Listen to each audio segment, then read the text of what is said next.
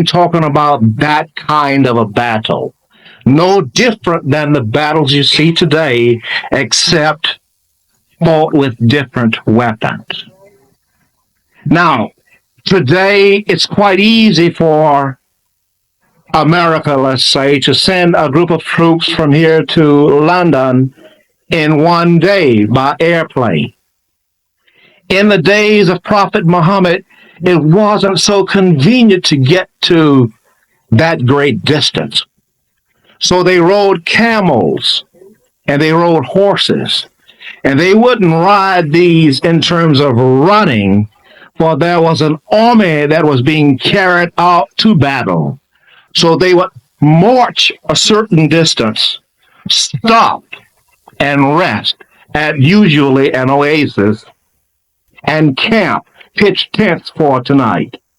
Kill a camel or several camels, depending upon how many men there were and women there were to feed.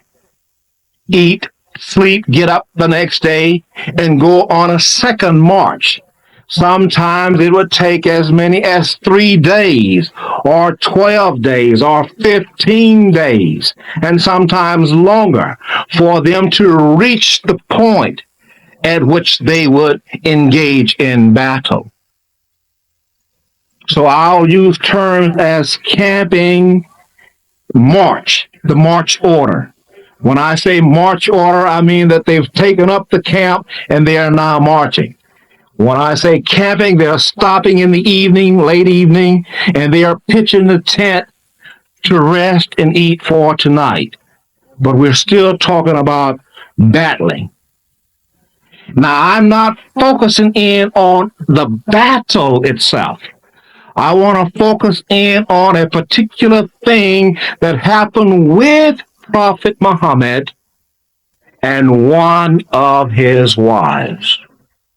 Inasmuch as many times the battle would last, or the journey to battle and from battle would last 12, 15, 20 days, some of the soldiers, along with Prophet Muhammad, would carry with them their wife for companionship at night. Prophet Muhammad, on this particular occasion, had taken with him his wife, whose name was Aisha. I'd like to call your attention to the notion that Aisha was a very young wife. In fact, when Prophet Muhammad married her, she was quite a bit his junior. He was quite a bit her senior. She was but like unto a child. Tradition records it as Aisha being anywhere between 9 and 12 years of age when Prophet Muhammad married her. Now, at this particular time that I'm talking about, she has grown a little bit older. She's not 12, but she's not yet in her 20s. And in addition to Aisha, Prophet Muhammad has also engaged another woman for marriage. And when I say another, that does not mean that right now he has two. In fact, at about this time, he has roughly about between 8 and 10. And this other woman whom he had engaged for marriage and had married, she was a Coptic Christian. Now, prior to his taking her for marriage, Aisha was the delight of his eye. And according to tradition, she remained throughout all times the delight of Prophet Muhammad's eye, of his above 8 wives.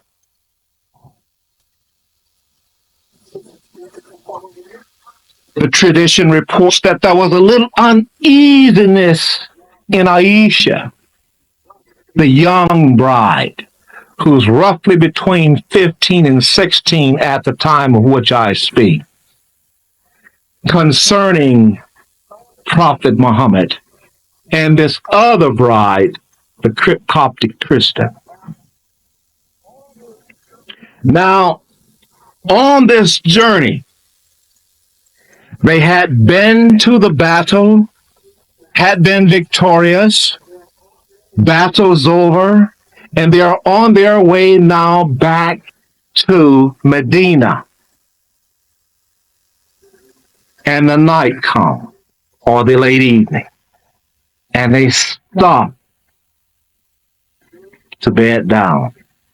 And in doing so, they had to pitch tent and also kill certain camels for food, cook and eat. This had occurred, and they had one day's march yet left, and it would occur on the day coming. And they would enter Medina about midday, thereabout. They had stopped to bed down, one day's march from Medina, pitched the tent,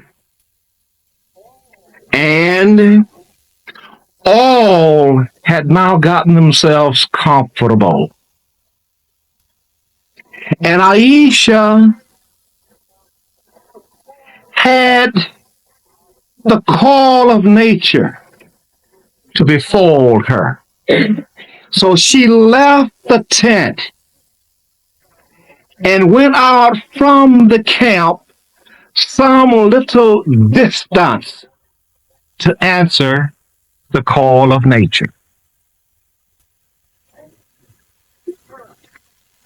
And then she returned and was inside of her tent.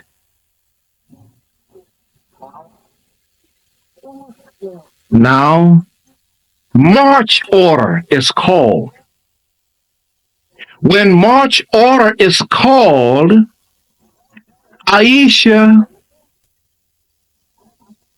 left the tent and went back to this little distance away from the camp,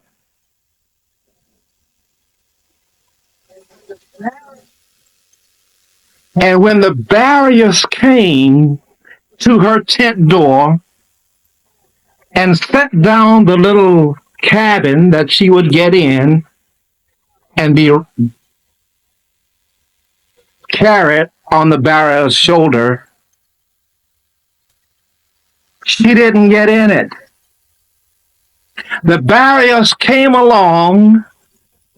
Aisha was a very slender child, didn't weigh quite too many pounds.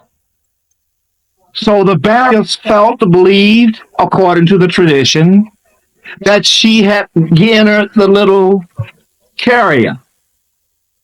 So they came along and picked up the carrier, placed it on their shoulders, and started walking away.